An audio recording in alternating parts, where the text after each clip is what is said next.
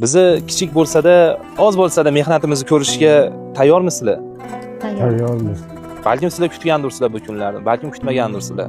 Bu menimcha Allohning bir mukofoti sizlarga inshaalloh. Ana bismillah.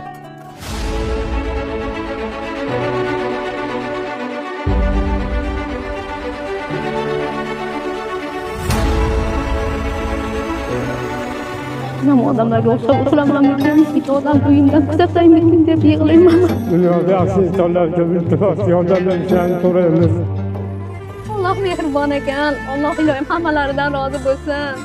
Bu kunlarimda men kutmagan edim hech ham. Oshxonangiz qanday? Voy, oshxonamda gapim. Alloh mehribon zot. Siz ham insonlarga o'xshab bu yerda ovqat qilasiz, bemalol idishlaringizni yuvasiz. Bemalol ovqatlana olasiz. O'zingiz xohlagan taomlarga ega bo'la olasiz. Allohning mehribonchiligi bu. Ana sizlarni qarang, biz qilmagan orzular. Ota-onasiga ta'zim qilamanman. Shu bolani istarganiga. Biz sababchi bo'ldik xolos. Onajonisi, dadajonisiga ta'zim qilamanman. Biz sababchi bo'ldik. Istarganiga behisob shukronalar keltiraman. Alloh rozi bo'lsin. Biz sababchi bo'ldik. Bizni yurtdoshlarimiz sizlarga ehson qilish, qo'llaridan kelgancha biz bilan bir qadamda bo'lib, harakat qilib oldinga qarab yurishdi. Bu Allohning mo'jizasi, bizning mo'jizamiz emas, bu Allohning mo'jizasi. Allohning bergan barakasi. Alloh mehribon ekanki, Allohga sizni nolalaringiz yetib boribdiki, bugun Alloh sizga, bizga mana shunaqangi mo'jizani ko'rishga mushtoq qildi. Alhamdulillah deyman. Qani, keyingi xonamizni bitta ko'ringlarchi, yuring xola. Qani kiringlar ichkari. Dunyoda yaxshi insonlar ko'p ekan.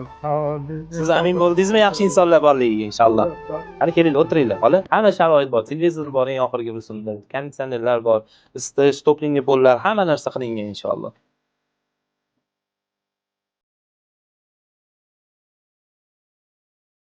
Azizlar, bu videolarimizga befarq qaramang. Qo'lingizdan kelgancha like bosib, do'stlaringizga tarqating. Yaxshilik yo'liga biz bilan birdamlikda qadam bosing. Ushbu yaxshiliklarimiz butun dunyoga tarqalishiga siz sababchi bo'lasiz. Unutmang, ikki dunyo saodati uchun birinchi navbatda Allohning rizoligi uchun harakat qilyapmiz. Va sizlar bilan mana shunaqangi chiroyli xonadonlar qurib, mana shu insonlarni, yetimlarni, miskinlarni, ihsonga muhtoj insonlarning duosini olyapmiz.